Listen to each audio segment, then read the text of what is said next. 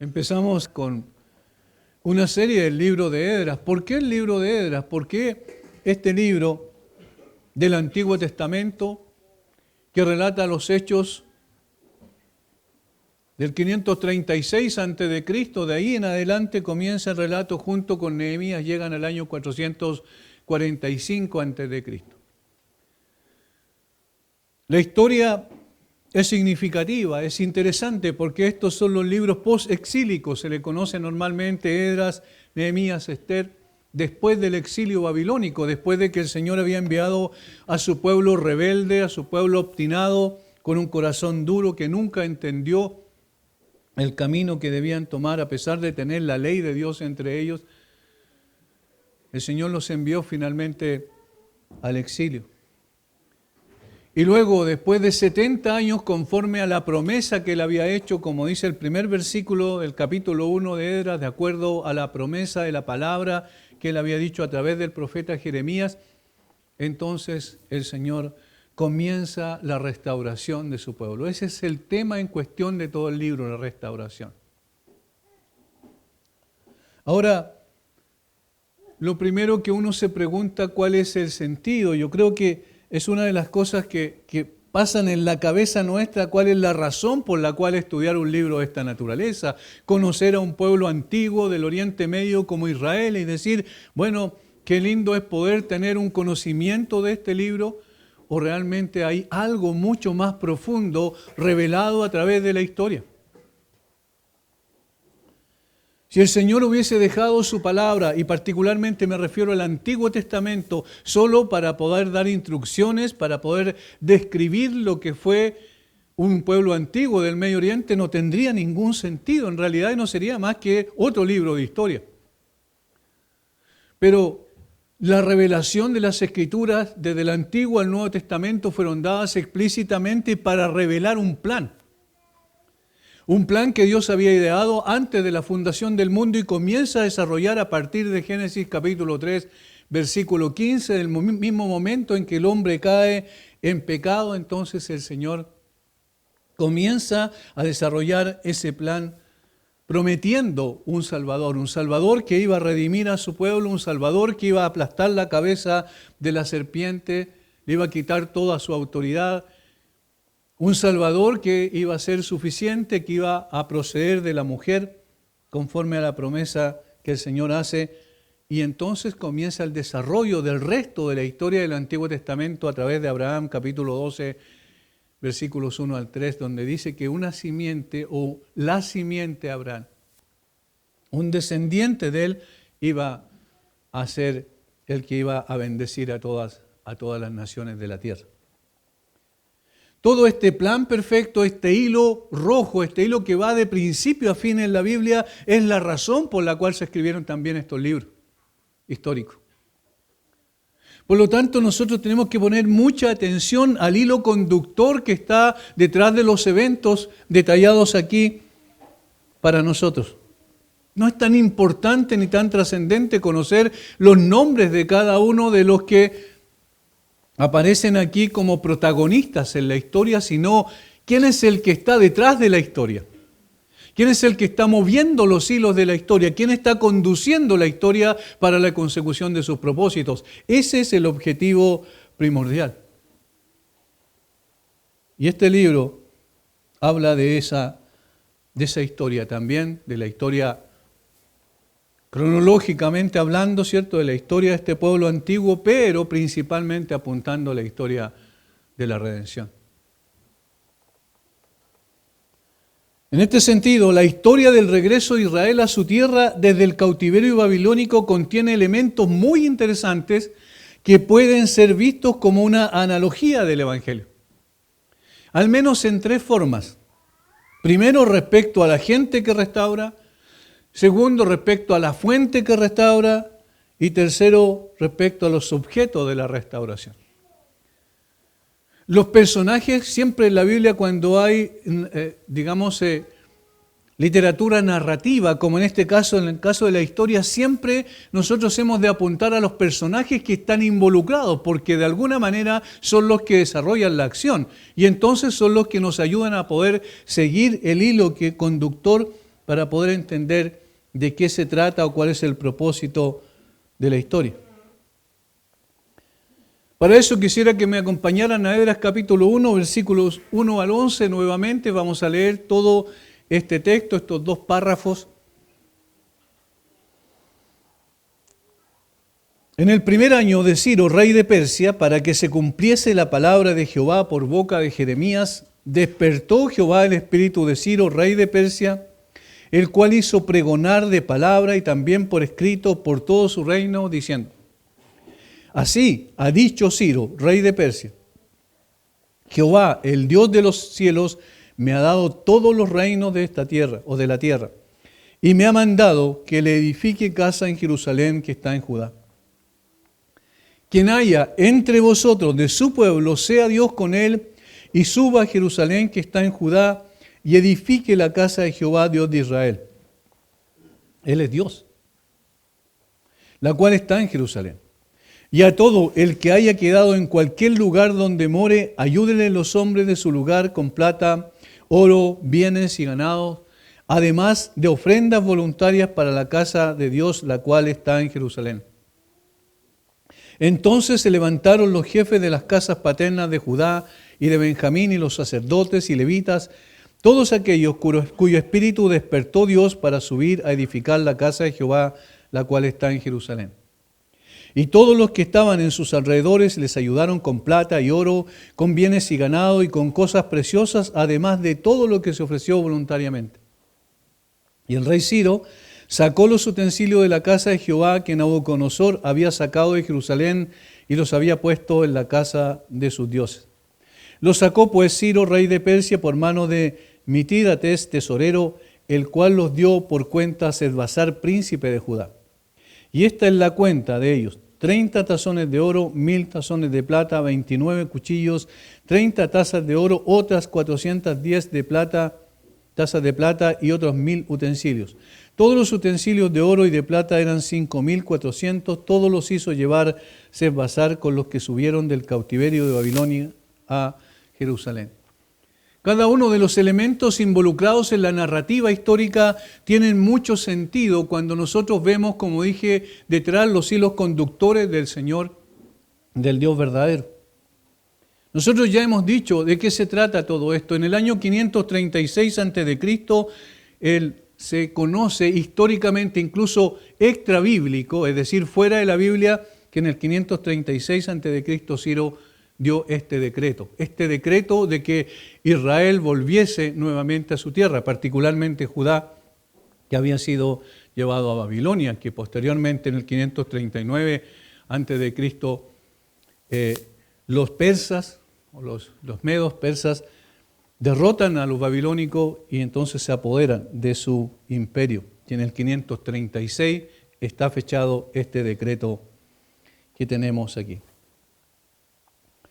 Lo que da cuenta esta narrativa histórica es que los instrumentos que nosotros vemos aquí, por ejemplo, Dios despertó el espíritu de Ciro, Dios despertó el espíritu de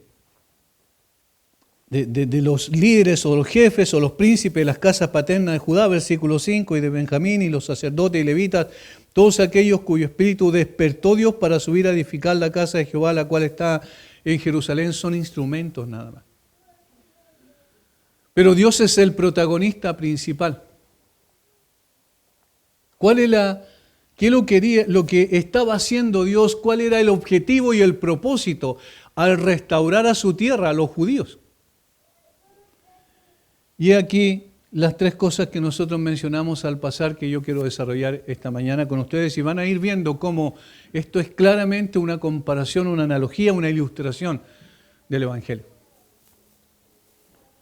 Primero, vamos a partir por los objetos de la restauración, es decir, ¿quiénes son los involucrados en esta restauración? Versículo 3.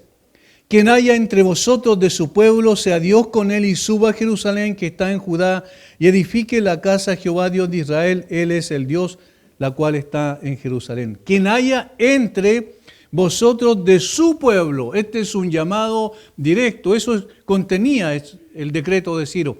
quien haya entre todos los judíos, los que habían aquí, los que fueron llevados 70 años antes cautivos a Babilonia, vuelvan a su pueblo. Esta es la razón primaria, digamos, que tiene que ver con aquellos que iban a ser bendecidos con esta restauración. Noten que es un llamado general. Quien haya entre vosotros, es decir, sin distinción alguna, si son judíos, si son personas que han estado cautivas durante 70 años, algunos seguramente habían nacido ahí en Babilonia, vuelvan a su tierra. Y aquí tenemos que recordar la razón principal por la cual el pueblo fue allí. El pueblo judío, los israelitas, habían sido por siglos un pueblo rebelde a la palabra de Dios e inclinado constantemente a la idolatría.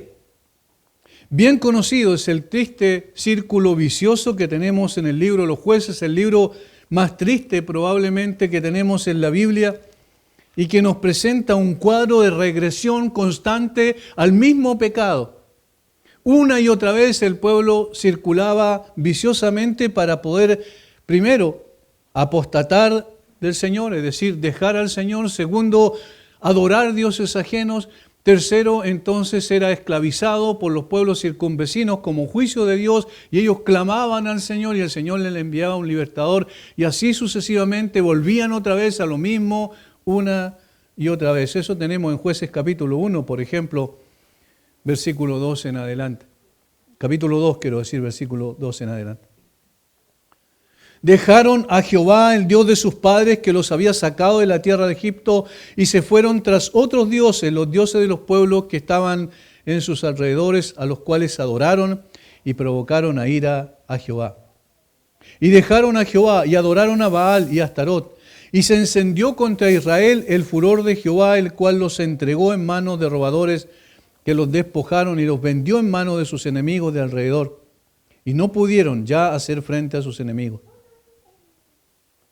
Versículo 16, y Jehová levantó jueces que los librasen de manos de los que los despojaban, pero tampoco oyeron a sus jueces, sino que fueron tras dioses ajenos a los cuales adoraron.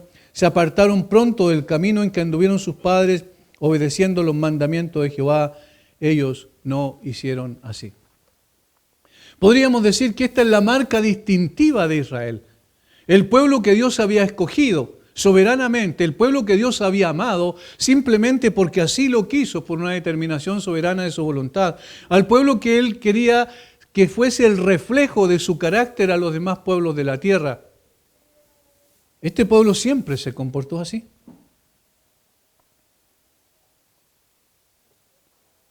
¿Qué implica eso? Que los israelitas estaban en un curso permanente de pecado. No era una situación circunstancial, momentánea. Obviamente dentro de ellos había siempre un remanente que era distinto, un remanente que entendía, por ejemplo, usando correctamente el sistema de sacrificios, que esa era una ilustración de cómo ellos merecían el juicio, pero un animal inocente moría en el lugar de ellos por causa de la misericordia de Dios. Ellos entendían que todo el ceremonial tenía un propósito y un significado espiritual más profundo, pero era un remanente siempre pequeño. Pero la generalidad del pueblo, siempre su corazón estaba dominado por esa obstinación y de ese deseo de siempre estar volviendo al pecado. La rebeldía era el corazón del problema. Esta actitud pecaminosa se extendió por siglos hasta que Dios ejecutó sus juicios respectivamente a la parte norte de Israel y la parte sur, en el 722 a la parte norte, siendo llevados cautivos por los asirios, y a la parte sur en Israel, 586 de Judá, quiero decir, llevando cautivo a las dos tribus del sur. Ahora, eso es conforme también a lo que Dios había prometido en su palabra. En Deuteronomio capítulo 28, 64, versículo 64, el Señor estaba mostrando, anticipando lo que iba a suceder si el pueblo seguía en esa actitud pecaminosa. Y Jehová te esparcirá por todos los pueblos, desde un extremo de la tierra hasta el otro extremo, y allí servirás a dioses ajenos que no conociste tú ni tus padres, al leño y a la piedra. Y así como Israel fue llevado cautivo debido a su obstinación y rebeldía conforme a la palabra de Dios. Pero estos eran los objetos de la restauración. Pero esta obstinación, esta dureza de corazón, este corazón de piedra que no recibe las cosas que son del Espíritu de Dios, que no es capaz de discernir lo que realmente importa y trasciende, esto es propio no de un pueblo, sino es un triste patrimonio de todos los hombres que hemos pisado esta tierra. La misma obstinación está en nuestro corazón, al punto que dice la Biblia, por ejemplo, autor de Proverbios, que la rebeldía está pegada al corazón del muchacho, para hablar del niño. Desde el mismo momento de la concepción, dice David, que hemos sido concebidos en pecado. Es parte de la naturaleza nuestra. Y por eso alguien preguntaba el otro día en la Academia Teológica por qué la idolatría en el pueblo, por qué siempre se volvía a la idolatría, y es porque el corazón del hombre es idólatra por naturaleza. Está contra el Dios verdadero, no recibe el mensaje del Dios verdadero, aun cuando es el camino que el Señor traza, es el camino más glorioso que puede caminar el ser humano. Sin embargo, constantemente este ser humano está volviendo una y otra vez a su pecaminosidad. De esa manera, entonces, podemos hacer una comparación entre lo que pasó con Israel cautivo durante 70 años en Babilonia con todo ser humano que es cautivo de Satanás y esclavo del pecado. Constantemente esto lo estamos nosotros percibiendo en nuestro corazón, aún habiendo sido redimidos por el Señor, aún teniendo un corazón distinto, todavía tenemos esa tendencia. El ser humano es esclavo de pasiones y hábitos pecaminosos. Está cautivo, encarcelado y atado, al igual que los judíos de aquel tiempo, incapaces de salir por sí mismos de esa situación cautiva.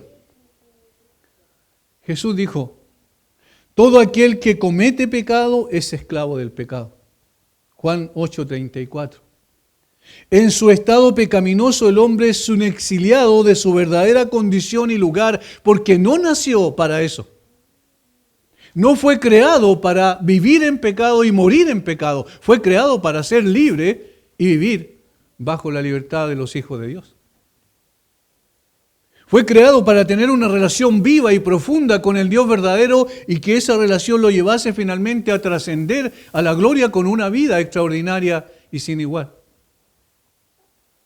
Sin embargo, desde el huerto de Edén, del capítulo 3, versículo 6 de Génesis, nosotros vemos una debacle constante, un descenso permanente en las facultades del hombre, en su mente, en sus sentimientos, emociones, en su voluntad, en su capacidad moral distorsionada. Todo allí fue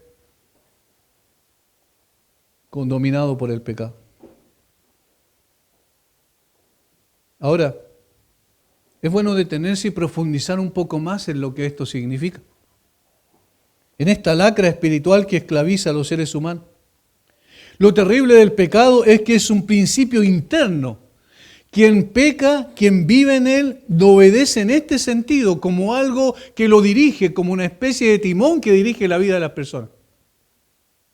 El pecado controla toda la facultad del ser humano. Absolutamente todo. El hombre sin Cristo está dominado por el pecado. Es un principio interno. Lo obedece de alguna manera como una fuerza, como algo irresistible, como algo que lo somete y lo domina. La tendencia total y constante y el sesgo del alma es una regla despótica, es decir, es semejante a un rey que esclaviza a sus súbditos, pero es mucho más complejo que eso, porque no es externo, no es una autoridad externa a él, sino interna. Y por eso es que es tan difícil dominarlo. No está fuera del hombre, sino impregnada en lo profundo del alma. En el asiento de su ser interior, que es la esencia misma del ser humano, en el alma, en el espíritu, está ese pecado y gobierna desde allí con autoridad absoluta. Tiene una presencia constante y un poder de contrición que tiene atado al hombre. Actúa directamente sobre la voluntad, controla y estimula la voluntad. Esa es una gran esclavitud, porque domina la voluntad, que la somete contra sí misma, que ignora y desafía lo que el hombre podía querer, que es trascender, ir más allá de las cosas de esta tierra. Es un extremo mayor el que lo corrompe y lo pervierte. No hay esclavitud como aquella en la que se mantiene cautiva la misma sede y fuente de la libertad. En la sal misma, dijo alguien, perdiendo su sabor, es la luz que extravía, es el rey y el líder cayendo en la batalla. No hay posibilidad de zafarse de aquello. Más aún, tiene un poder engañoso porque le dice a esa persona que es esclava que es libre. Y lo engaña seduciéndolo con esas cosas, dándole lo que esa persona quiere, y piensa la persona que es libre porque puede elegir lo que quiere hacer. Sin embargo, lo que no sabe es que está siendo esclavo del pecado y que es sometido y dirigido, guiado a su voluntad por aquello, por ese poder interno tan terrible.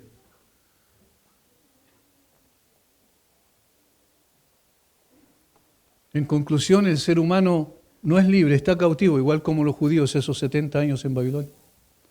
Puede jactarse, como lo hicieron los judíos del tiempo de Jesús, de ser el hijo de Abraham o el hijo de cualquier otro hombre que pertenece a un país libre, que nunca estuvo en la servidumbre, como dijeron orgullosamente los judíos.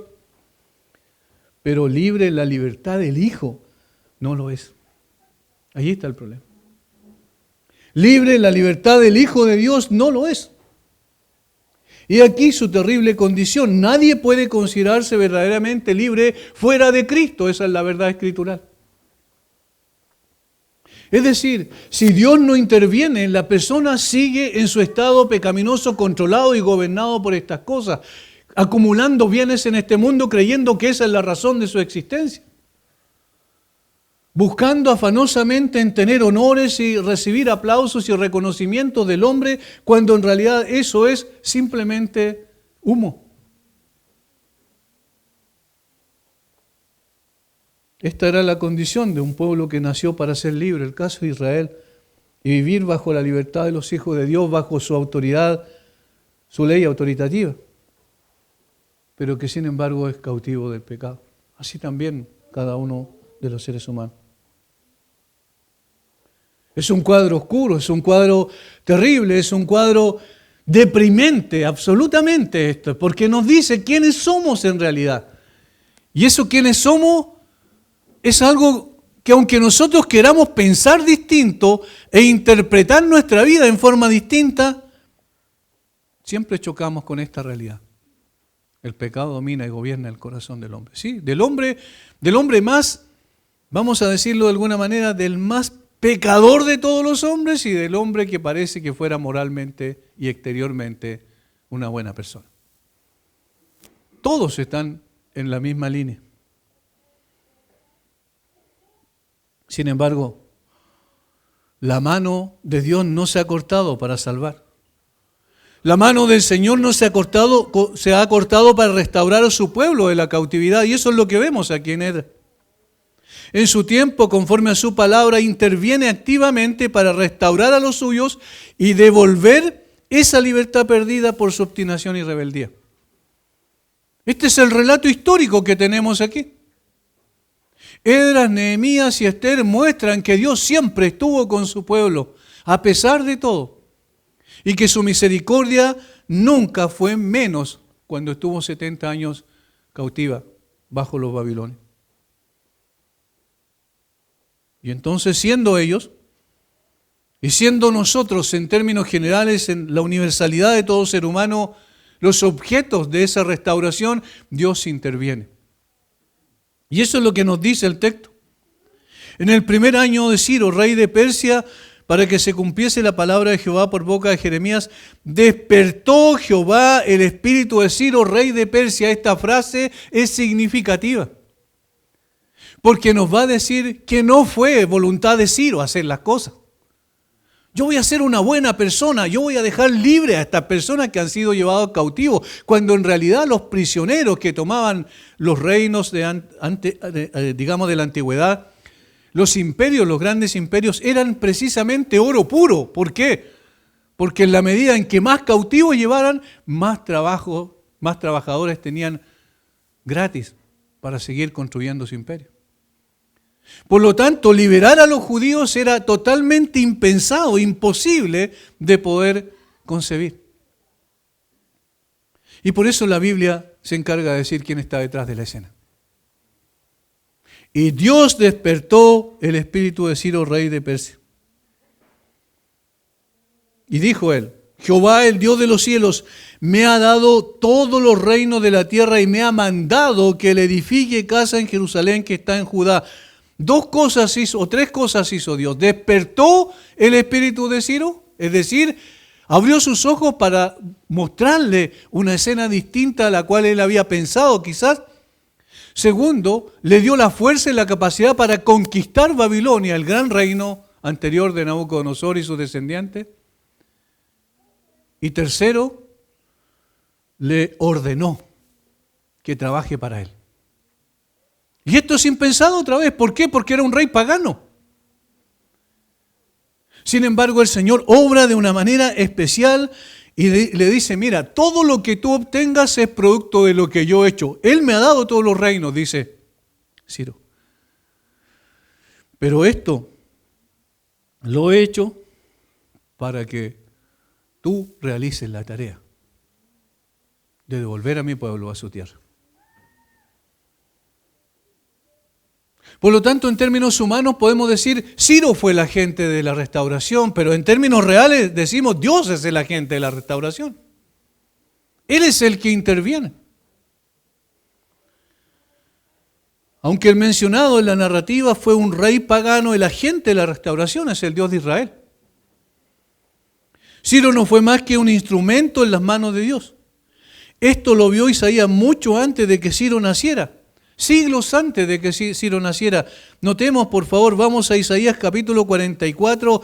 Y es significativo esto. Dios ya había prometido, antes de que el pueblo se fuera en cautiverio, había prometido que iba a tomar una persona, un pagano, que todavía no había nacido, para que fuese su instrumento en la restauración de su pueblo. Leamos del versículo 21 al capítulo 44, versículo 1. Isaías 44, versículo 21 a Isaías 45, 1. Acuérdate de estas cosas, oh Jacob e Israel, porque mi siervo eres. Yo te formé, siervo mío, eres tú, Israel, no me olvides. Yo deshice como una nube tus rebeliones y como niebla tus pecados. Vuélvete a mí, porque yo te redimí.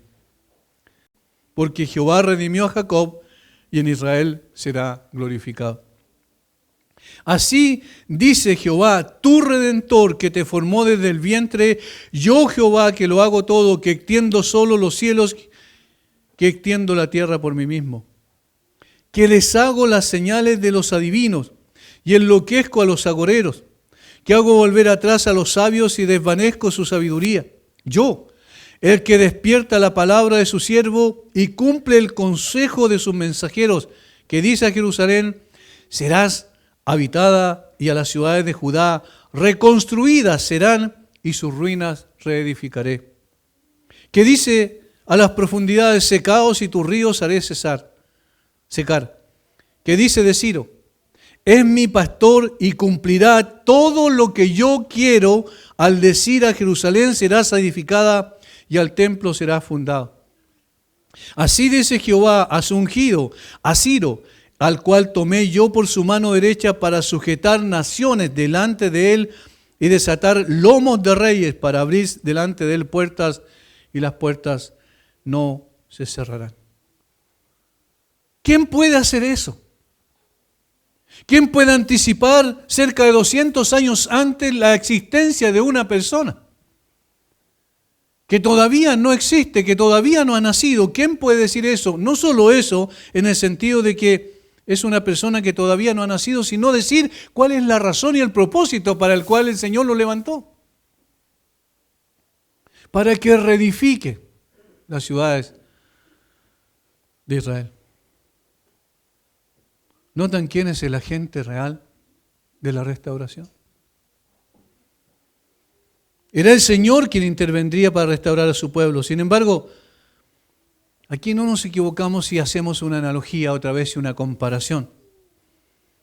El instrumento en la liberación de los judíos de su cautividad babilónica fue Ciro. Pero Jesucristo es el verdadero libertador y redentor. Al menos en dos aspectos se pueden comparar. Primero, ambos fueron enviados por Dios para liberar a su pueblo. En el caso de Ciro, como hemos leído en Isaías, mucho antes de que naciera, y en el cumplimiento del tiempo establecido por Dios, fue comisionado para dar libertad a los judíos. En el caso de Cristo, antes de la fundación del mundo, Él fue escogido en el consejo de la Trinidad para ser el siervo de Dios, el ungido, el gran pastor de las ovejas. Y es interesante que estos tres títulos se le dan a Ciro también. De tal manera que lo que nosotros tenemos aquí son dos personas que fueron escogidos de una manera anticipada para un propósito específico. La gente puede leer los anales de Ciro, las crónicas de Ciro, y puede decir, bueno, este hombre fue grande, fue poderoso, hizo esto, tuvo un gran imperio, y pueden pensar que se trata de él, pero nosotros sabemos por la Biblia que se trata de Dios. Y que él fue un instrumento en las manos de Dios, y que la razón por la cual existió Ciro fue para poder liberar a los judíos de la cautividad. El Señor Jesucristo es el que representa mejor al libertador. Como dice Gálatas 4:4, y cuando vino el cumplimiento del tiempo, Dios envió a su Hijo, nacido de mujer y nacido bajo la ley. ¿Para qué? Para buscar y salvar lo que se había perdido. La segunda comparación es que ambos efectuaron esta obra luchando y venciendo a los opresores. Ciro tuvo que vencer al imperio más grande que existía en ese tiempo, que era el imperio babilónico, antes de poder liberar a los judíos cautivos. Y nuestro Señor y Salvador, como Hijo del Hombre, se enfrentó al pecado y lo dominó. Resistió la tentación y la venció en el desierto, luchó contra el diablo y lo venció, luchó contra la muerte y la abolió. Y así Él ofrece libertad del pecado y de Satanás a todos los hombres. Cristo vino para abrir las puertas de la prisión y predicar libertad a los cautivos, anunciado ya en Isaías 61:1. Así lo dijo Él, así que si el Hijo os libertare, seréis verdaderamente libres. Los israelitas fueron sacados del cautiverio de Babilonia físicamente, pero no espiritualmente, excepto aquellos verdaderos creyentes que habían entre ellos. Pero el Señor Jesucristo vino para dar una libertad mucho más grande y permanente. Si el Hijo os libertare, seréis verdaderamente libres. Sí, hermanos, sí, Cristo es un redentor de la esclavitud del pecado. Al entrar en la lucha personal con el mal, con el pecado, con Satanás y con el mundo, que yace en el corazón del hombre en cuanto a su maldad, vino y venció todo ello. Dice la Biblia, fue hecho pecado por nosotros, aunque no conoció pecado, y convirtiéndose así en el autor de eterna redención para todos los que creen en Él. Se hizo pecado para que fuésemos hechos justicia de Dios en Él. Por medio de la muerte destruyó al que tenía el imperio de la muerte, dice Hebreos capítulo 2, versículo 14. Él nos redimió de la maldición de la ley, hecho por nosotros maldición. Y así podríamos citar cuántos textos de las Escrituras en el Nuevo Testamento que muestran la gran obra de restauración que Cristo hace en el corazón de las personas. Este es el mensaje del Evangelio, este es la esencia misma del Evangelio. Hay un Redentor, esto es lo que proclamamos, esto es lo que decimos como pueblo de Dios. Hay un Redentor, Él me redimió, Él puede redimir también tu alma. El Señor es el único que puede hacer una obra permanente. Ciro hizo una obra circunstancial enviado por Dios, pero Cristo hace una obra trascendental. Hermanos, Él es nuestra esperanza. No hay otro que pueda romper nuestras cadenas de esclavitud. No hay otro que pueda sacarnos del pozo de la desesperación. No hay otro que nos levante del estercolero del mundo para hacernos sentar con los príncipes. No hay otro que nos dé acceso a la Jerusalén celestial. No hay otro que nos vista con ropas de justicia. No hay otro que pueda rescatarnos de la esclavitud o engendrar en nosotros el amor y la aspiración a la libertad espiritual.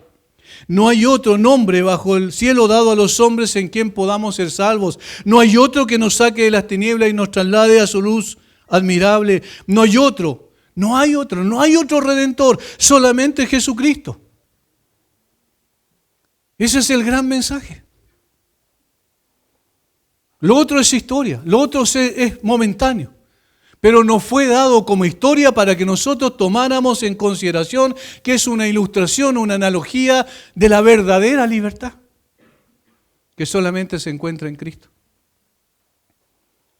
Por eso necesitamos proclamar este mensaje con toda la fuerza de nuestro corazón y de nuestra alma y vivirlo hasta donde las fuerzas del Señor nos permitan hacerlo.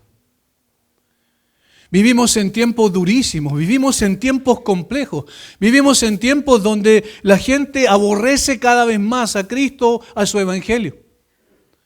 Donde de las Naciones Unidas ya en 2 ocasiones hace años atrás y ahora volvieron a decir que lo que había que hacer para poder ayudar al hombre y resguardar los derechos humanos de todos era abolir las religiones, y se estaban refiriendo específicamente al cristianismo. Lo dicen en forma abierta, lo dicen descaradamente. Pero ¿saben? Entendemos que esa gente está bajo la ceguera espiritual.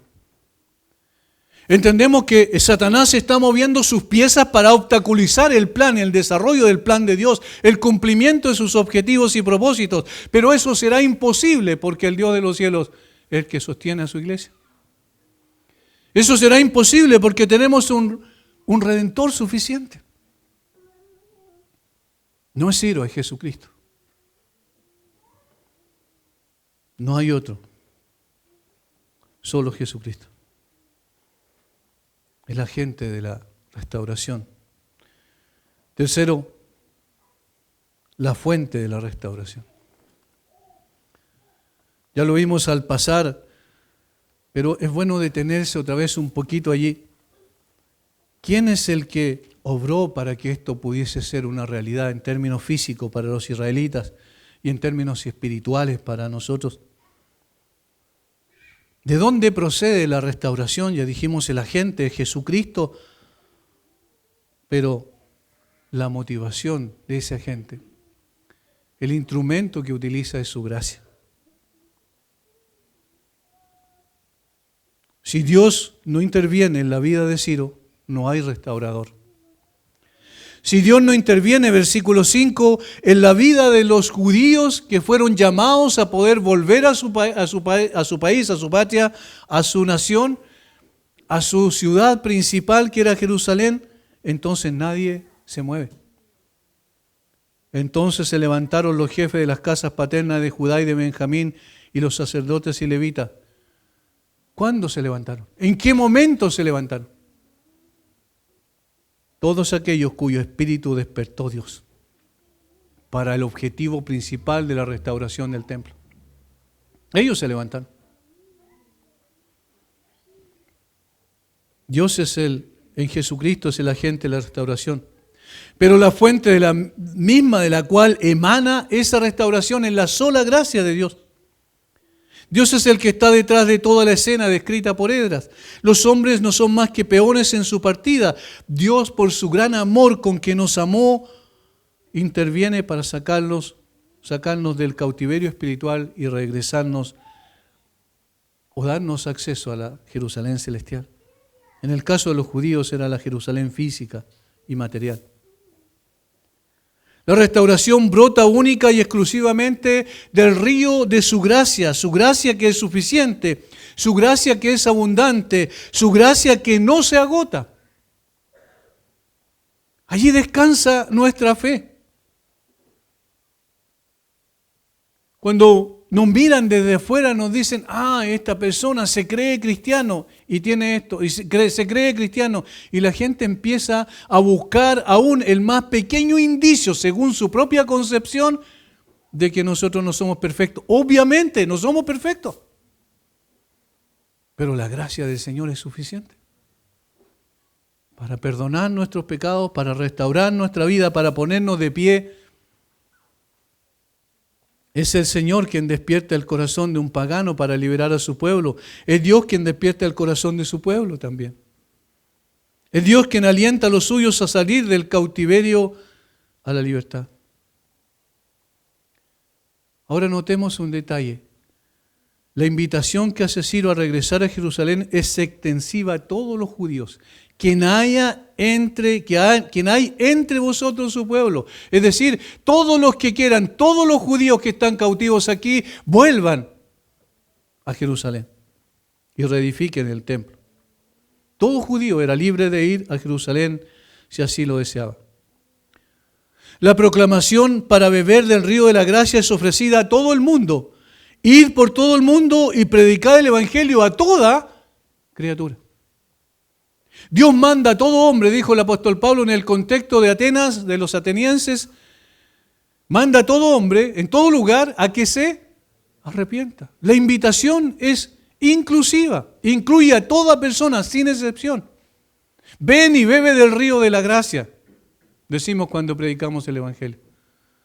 Ven y sacia tu alma, ven y llega a los pies del Señor Jesucristo en arrepentimiento y fe, porque allí vas a encontrar lo que nunca encontrarás en esta tierra, porque tu alma fue hecha para llenarla desde el cielo y no desde la tierra.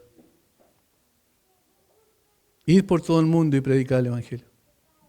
Nadie queda fuera del llamado general del evangelio de la gracia. Sin embargo, es aceptado solo por algunos. Entonces se levantaron los jefes de las casas paternas de Judá y Benjamín, los sacerdotes y levitas, todos aquellos cuyo espíritu despertó Dios. Una gran mayoría, y eso es lo que dicen todos los historiadores, una gran mayoría se mantuvo en Babilonia. Tenían la puerta abierta.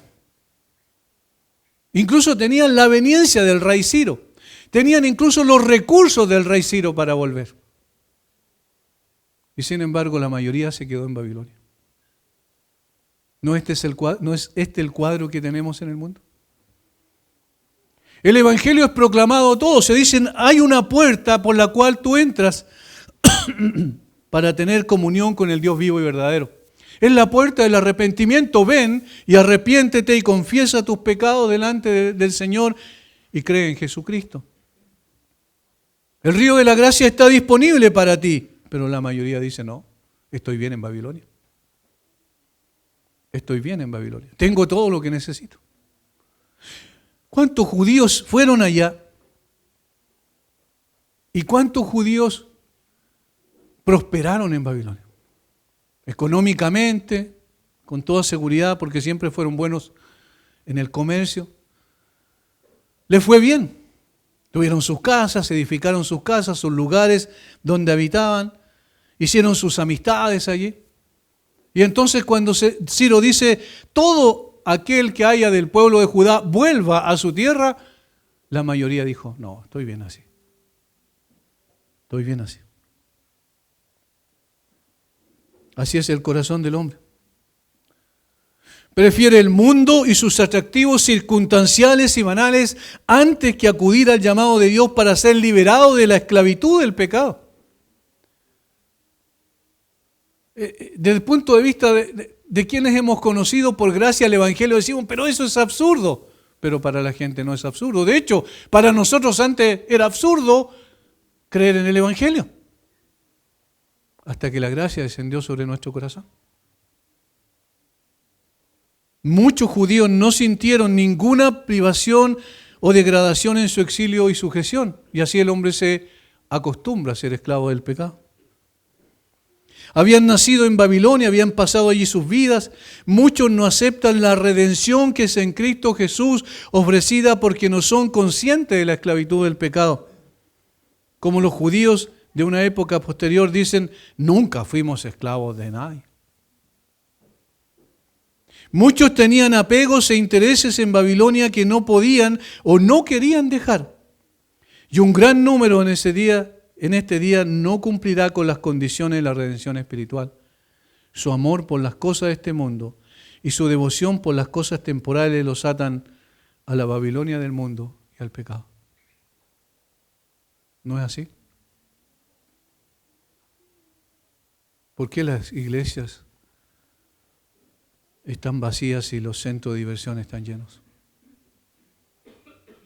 Porque el hombre se acostumbró a buscar la satisfacción de sus deseos y no entiende que es un esclavo del pecado. Podríamos decir entonces es impotente lo que Dios está haciendo a través del mensaje del Evangelio, a través de la obra de Cristo en la cruz. Entonces, ¿fracasó Jesús como Redentor? No, bajo ninguna circunstancia. El hecho de que el hombre rechace el Evangelio no anula la gracia de Dios. No la anula. Porque aquellos en los cuales Dios despertó su espíritu, todos obedecieron. Y esa es la gracia eficaz. Esa es la gracia redentora. Esa es la gracia que descendió, si tú eres creyente, sobre ti un día, porque esa es la gracia que salva, que es irresistible, que es imposible rechazarla por el ser humano. Y esto está graficado por estas dos frases que despertó el espíritu de Ciro, en este caso para obedecer y en el caso de los príncipes o los jefes de las casas paternas y los sacerdotes y levitas para ir con Zorobabel y volver a Jerusalén. Algunos de estos hombres, estos que obedecieron al llamado del Señor, tomaron sus pertenencias y regresaron a Jerusalén. Enfrentaron en el camino muchos peligros, pero entendieron que podrían prevalecer porque la gracia de Dios estaba con ellos. Y es lo mismo que pasa con nosotros. No creemos que prevalecemos porque somos mejores o buenos creyentes, sino porque la gracia de Dios está con nosotros. La gracia no solo se derrama en nuestra vida en el momento de la salvación, sino también nos acompaña en todo el proceso. Figuradamente podríamos decir, nos lleva de la mano en todo el proceso hasta finalmente glorificarnos. Gracias a la salvación, gracias a la santificación y gracias a la glorificación. Todos los cautivos se les hizo la invitación de volver a su pueblo, el llamado de volver a su pueblo, pero solo algunos respondieron. Sin embargo, el Redentor, el que los libra de la cautividad, logró su éxito completo, 100%, porque todos aquellos que Él escogió antes de la fundación del mundo, por todos aquellos murió, y todos aquellos por los cuales murió, vamos a ser glorificados. Termino con una cita de un predicador del siglo XIX. Todo lo bueno que hay en un cristiano no meramente comienza, sino que progresa y es consumado por la gracia promotora de Dios a través de Jesucristo. Si mi dedo estuviera en el picaporte de oro, dijo él, del paraíso, y mi pie en su umbral de jaspe, no daría el último paso para entrar en el cielo, a menos que la gracia que me ha llevado hasta aquí me permita completar plenamente y justamente mi peregrinación. La salvación es obra de Dios, no del hombre. Esta es la teología que Jonás aprendió en el gran colegio de los peces, en la Universidad del Gran Abismo, colegio al cual sería bueno que muchos de nuestros teólogos pudieran ser enviados. Porque el aprendizaje humano a menudo se hincha con la idea de que somos suficientes. Pero el que es instruido y disciplinado en el colegio de una experiencia profunda y se le hace conocer la vileza de su propio corazón, solo puede correr al río de la gracia para beber de él y ser verdaderamente libre. Esto es el Evangelio en plenitud. Los objetos de la redención somos nosotros los hombres, que nunca merecimos que el Señor hiciera lo que hizo para redimirnos. El agente de la redención es Jesucristo, que con su vida y obras fundamentalmente nos dio el privilegio de poder llegar a ser llamados hijos de Dios. Y la fuente de la restauración, para nosotros la fuente de la redención, es el río de la gracia que brota de esa cruz de hace 2000 años atrás. El Señor nos dé también un corazón agradecido y al mismo tiempo nos impulse a predicar este mismo mensaje a quienes todavía son esclavos del pecado. Padre, muchas gracias por este tiempo, por tu misericordia, por tu bondad, por este amor incomprensible, Señor, pero al mismo tiempo maravilloso, porque nos revela a un Redentor suficiente. Gracias por Jesucristo, llena nuestra mente de Cristo, llena nuestro corazón de amor y gratitud a Cristo y nuestra voluntad para que se someta a su voluntad. Ayúdanos, Señor, a ser efectivos y eficaces en nuestra tarea mientras tengamos vida y cuando nos llegue el momento de partir, podamos hacerlo con la satisfacción de haberte servido, Señor, aún con nuestras imperfecciones, dependiendo solamente de tu gracia. Bendice a mis hermanos. En el nombre de Jesús.